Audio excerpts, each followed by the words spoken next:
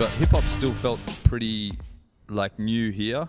Do you know what I mean? So it wasn't as like, you know, dudes weren't like rapping on corners. Like not everyone was a rapper back then. No, yeah. Like it was a different time. So how old were you when you first like, you know, got on the mic and actually started to do your own thing? Here we go. It's funny because I've always wanted to rap, right? And I was just fucking terrible.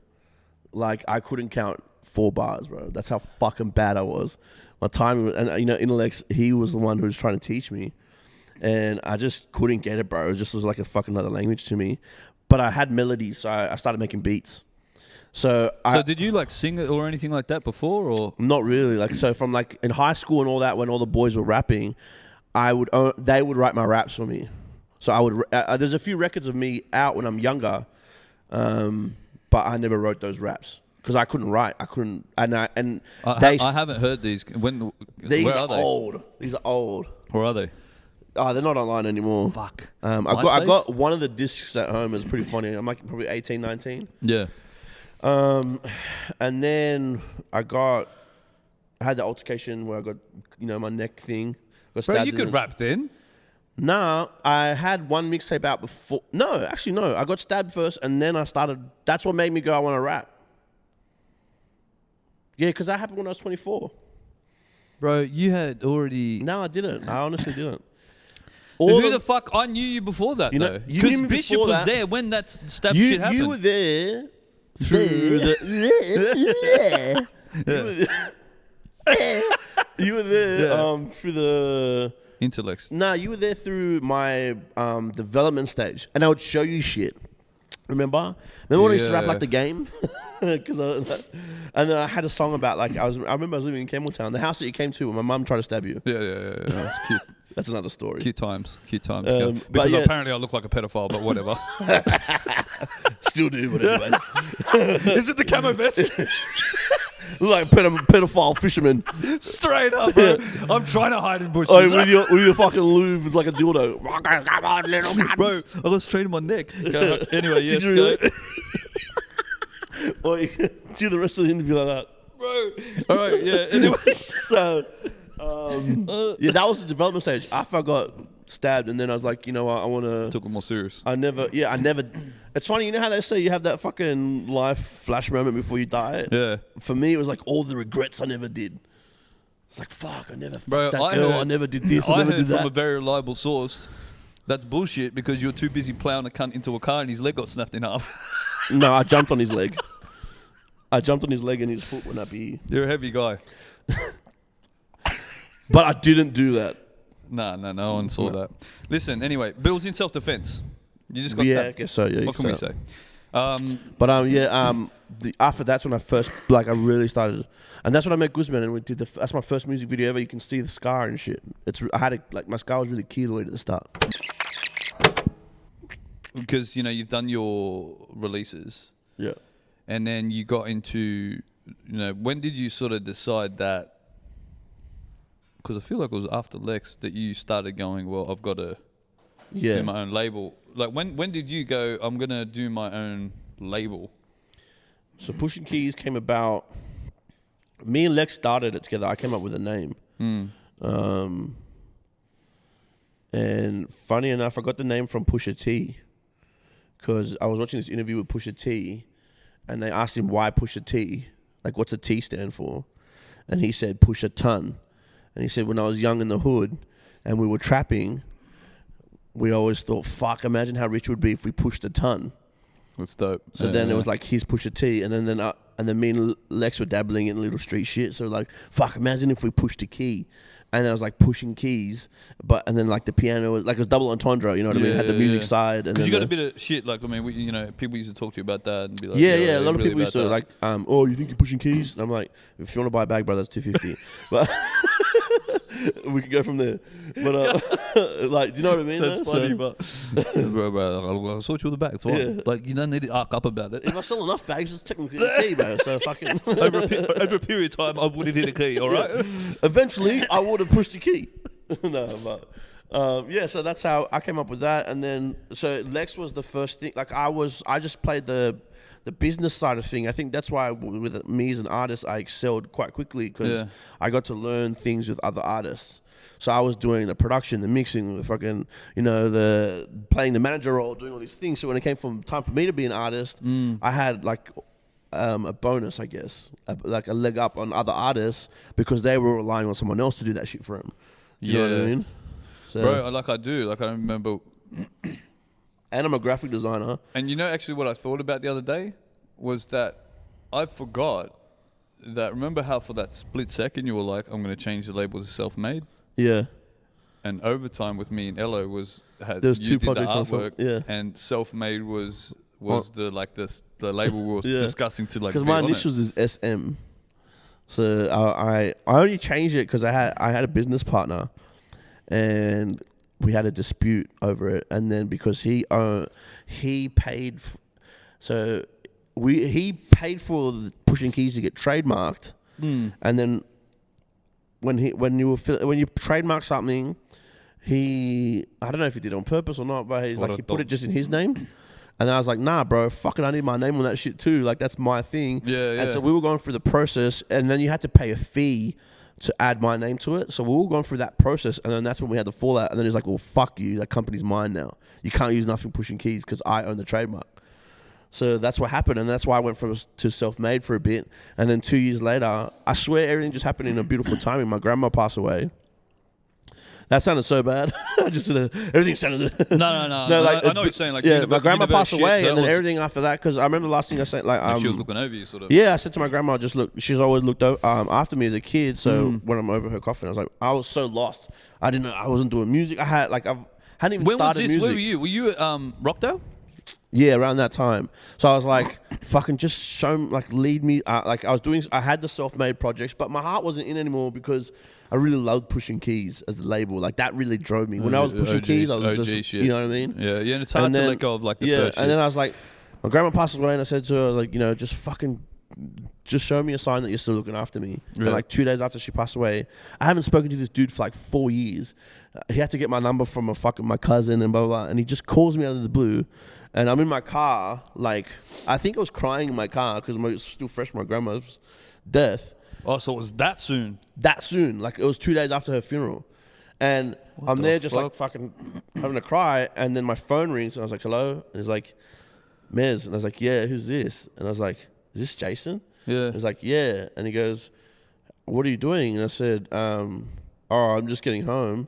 And he's like, bro, I'm in a hotel room. He was in Vegas. He's like, I'm in a hotel room. I'm going through a divorce, blah, blah. And you helped me out so much with my company. And I really fucked you over. And I just want a clean slate. I'm signing it over back to you. Fuck, that's mad. I didn't know that. Yeah, and then that's when I was like, that's the sign for me to do music. Yeah. And then that's when I started doing Illuminati and everything after that. And then that's when I went crazy. hard. I went hard after that. Because to me, that was like my grandma going, here you go, motherfucker. Your fucking label, mate. You got your thing back, go. You know what I mean? Take it and go. In terms of big links, right? Because like, and we sort of talked on this before, you've got, tell me about your association with, Open Till Late, because he's been doing some fucking hectic shit lately. Yep. Open Till Late, you know how I said Ascension is like my start of my real career, my first album? Yeah. He was the first producer on that album. So he did Illuminati. Yeah, right. So did he? Yeah, he's in the video clip, bro. Yeah, but just because he's cunts in the video clip doesn't mean he produced the whole song. But so back then they were called Rockstar Mechanics. It was Rockstar Mechanics. Yeah. That's the name. It was Open Till Late and Isaac. It was Kirill and Isaac. And they were open. And now there's Deronin with fucking Andy. So he's Deronin. Yeah. Yeah. Okay. So then I was. So me and Kirill linked up through Lazy J. Wait, so Lazy J knew Lazy Kirill. J had his little label thing back then called CDMG, which was like Carpe Diem Music Group. That's still one of the best, bro. What was his first mixtape? No, actually, I'm thinking before, bro. Lazy J had one of the fucking dopest mixtapes. Yeah, I remember. It was mostly produced by. It was produced all by Kirill and Isaac. That was their thing. Crazy.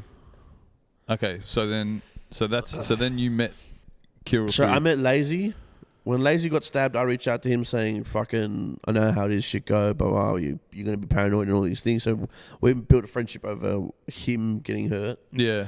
Because I had gone through it. And then because I do the graphic design shit, I started helping them with their projects visually. And then they wanted a website, and in return, they were like, can we just swing you a beat from Rockstar Mechanics instead of paying for you? And I was like, yeah, fucking no, send me a beat. And that was Illuminati. That's the anthem, get your damn hand. Oh, really? Yeah, and that beat was Illuminati. And then, because that beat, must be Illuminati, to me, Open bro. Too Late is like, I've always said it to him, I was like, bro, you're a fucking genius, bro. And I was like, because his sound back then, Aussie hip hop producers' sound back then was very different. And I said, you're the only producer in this country that sounds like American shit. You know what I mean? I think, how would you say? For me, that I knew personally. No, like I have to agree. I remember, I can't remember. There's who a showed few me. others out there, but I think it was Guzman that made yo, you got to hear this Rockstar Mechanic shit. Yeah. Maybe, yeah, because I was hanging out with Guzman at the time because they were in Wenty, weren't they? Marylands. He's always been in Marylands. Okay, well, it was around the corner, which is. Yeah, well, you're wrong, mate. Fucking Wenty. Marylands. It's around the corner from fucking Wenty, cunt. All right, let's go. But so, and he used to show me some shit, and I used to be like, I've known him for like just nearly 10 years now, maybe under 10 years. He's my fucking brother. Like, me and him went to America for a month. Like, his idol. This is a cool story. One of his idols. So his two idols, like production idols, is Timbaland and Polo the Don. Yeah. And then I went to America with him, and because my music is big in LA, and there's a company called Iron Bass that helps me get heaps of streams and all that. They're like a blog, and we were using their studio. Yeah. And then the dude from Iron Bass, J-Main, shout out J-Main, he was like, hey, fuck, I got this event in Atlanta. Do you want to come and bring the boys? And this was like near the end of our trip because we were there for a month. Yeah, and that's a long time. And everyone was low on funds, and I had the last bit of bread, and I was like, fuck it, I'm just going to go see if I can hustle something. Because it was with, his event was with AUN Keys, and AUN Keys produced for like Jeremiah, Title Sign. Yeah. They're big like Iron Bass producers. And I was like, yeah, I'm going to go down there, try connect with them, blah, blah, blah. And I ended up doing that. And then they invited me to their studio. So when I went to their studio, they worked in this big fucking complex. It's called 12 Studios because there's 12 studios inside. Yeah. Fucking great name. And out the front was this mad drop top Phantom. Like fucking hectic shit. Yeah, and I was like, fuck, whose car is that? And they're like, Polo the Don. And I was like, fuck. Polo the fuck off. Yeah, Polo the fucking Don. And then I was like, man, because can you remember back in the day that Nas and Kerry Hilson song, Hero? Who? Hero. It's a song called Hero. Oh, yeah. So Polo the Don made that beat, right? And I've loved that beat forever. And back then, I used to write a lot of my raps to Polo the Don beats. So I was a big fan of Polo Don. And then me and Kirill built this friendship because we have the same musical tastes. Yeah. So we're both like, and I'm like, fuck Polo the Don. So I'm messaging Kirill because he stayed in LA. Like, bro, I'm at Polo the Don's studio. And Kirill's like, fuck, if you meet him, I'm so jealous.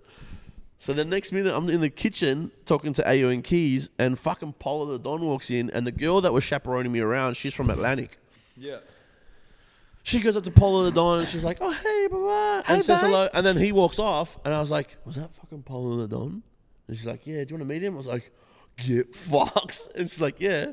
So she goes up to him, and he's like, I'll come back in an hour because I've got a session. Yeah. So I'm like, all right.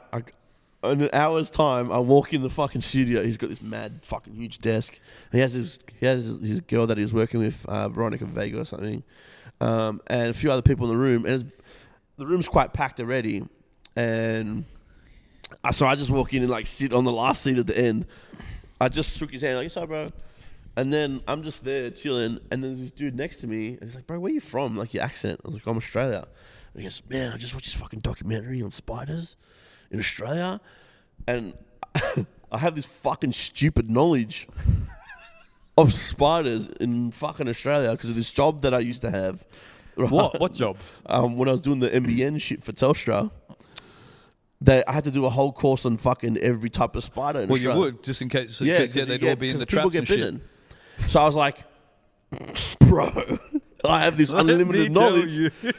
So me and this cunt start chopping it up, and I'm telling him, I'm fucking cooked, bro. I'm so high. Yeah. bro, spiders, blah, blah, the fucking, if this get bitten by this one, blah, I'm talking for like 45 minutes And about this guy's spiders. like He's like, on I've edge, got like- him. And we're laughing, bro, and the studio's massive, right? Yeah. And like 45 minutes into it, I look up and the whole room is watching me. And Polo the Don is watching me talk to this cunt. And this guy was the fucking voice of Simba from Lion King, the guy who sung the Lion King. Like, he was another famous dude. And I didn't know who it was. Here's Mr. Mez. Till later. Fucking spider. And then Polo the Don cuts, like, I look up and I was like, oh, sorry to interrupt your session, because it looked like I was being annoying. Yeah. And Polo was like, who the fuck are you? And I went, oh, I'm Mr. Mez from Australia, bro. But I'm here with Iron Bass and Atlantic. Yeah. And he goes, bro, I fuck with your energy, bro. And I was like, oh, really? Thanks, man. really? Fucking spiders are and, pretty. and he's like, and just as he said that, the night before, I met the producer for Watch Me Whip, Watch Me Nay Nay. Oh, shit. You know that song? Yeah, did you just So be like, this is fuck, how don't do that again? This is how I met this guy. I was fucking lit. I was on an 8-ball at a bar in Atlanta. Knew fucking no one. Walk up to the bar and he's an older gentleman. He's probably like over 40 easy. And he's just there, What are you no saying? bling on. And I go, hey mate, you want a drink? And he goes, I'm fucking buckled. That's how I was talking. Hey, mate, you want a drink? And he goes, no, I've got a bottle behind the bar. And I said, I'm fucking asked if you got a bottle behind the bar. Behind the bar, do you want a drink? I go, I'm drinking vodka. What do you want? And he goes, all right. And he orders his drink. I go, what do you do? Start talking to this cunt, completely buckled. Oh, I'm a producer. I was like, oh yeah, mad. Yeah, I do music too, from Australia, blah, blah. And I was like, what, have you done something they would have known? And he's like, yeah, do you know that Salento, Watch Me Whip, Watch Me Nay Nay? And I was like, fuck off. And he goes, yeah, I found that kid, and that's our first record we did together, and it just blew up. I go, bro, and because I knew about it, I was like, bro, that's got like 12 million sold records, like 12 times platinum. That's diamond. That's a diamond record. Yeah. And he's like, yeah, bro, worldwide, blah, blah. And I was like, yeah, I know, bro, they play that song on it like non-stop in Australia. Yeah. And he was like, fuck, yeah, bro. I was like, bro, like, straight up, congrats, man. But you know what? And he goes, what? And I go, I fucking hate that song, eh? And he laughed. Probably be like, yeah, so do I. He laughed and he goes, you know what? I fuck with you, bro. Because he's like, you're honest. And he's like, you know, like, you like, congrats, but fuck your song shit. You know what I mean? Yeah. So me and him kicked it off. And he's big in Atlanta, this guy. His name's Bolo. Yeah. So just as Polo's like, man, I fuck with you, bro. I fuck with your energy. Bolo walks in the room. And then as soon as Bolo walks in the room, he goes, oh, what's up, man? And like shook my hand. And then Polo's like, What the how the fuck? fuck? How do you know everyone? And I was like, oh, I met him yesterday. Blah, blah. And then he's like, how long have you been here? And I was like, 2 days. And he goes, so in 2 days, you're hanging out with Atlanta's elite people? And I was like, yeah. That's fucking. And he goes, so have you dope. been to a strip club? And I was like, nah. And he's like, all right, everyone get the fuck up. We're taking him to a strip club. So then Polo the Don and Bolo took me to a strip club. Fuck. And Polo Don's paying for everything. I'm there eating chicken wings and there's girls fucking dancing. And then he's like, oh, have you met this guy? I can't remember his name, but he produced that Baby song for Justin Bieber. Baby. Bullshit. No, and he goes, so he's introducing me to everyone like, this is the #1 Australian artist. So I'm like, yep. Okay, you going. And then I'm sitting there again, and like I used to love, Jazzy Faye. Jazzy Faye, of course. So I'm sitting there anyways, and I was like, bro.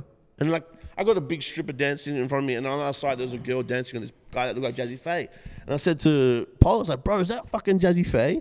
He goes, yeah, you want to meet him? And I was like, yeah, let's go.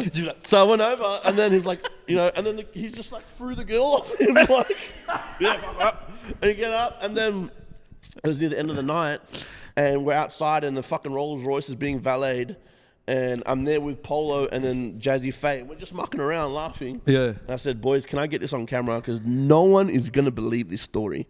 And they said, yeah, bro, get the fucking camera out. So I took my camera out, and they're like, oh, we're pulling on. And then Jazzy Faye's like, I remember seeing that. yeah. And then later on, Polo's a party animal, and he's like, fuck, you want to keep going? You want to go to a club? And I was like, yeah, let's go to a club. Yeah, I might die, but that's Yeah, all right. and cool. so then we're going to a club, and then he's like, because I went to the strip club in Bolo's car, and he was driving like this big truck, and then Polo the Don was in his drop top Phantom with his best friend, and we go to the car, and he goes to his friend, he's like, nah, you ride with me, and I go, okay. So then I went to go sit in the back of the Range, like the Rolls Royce, Yeah.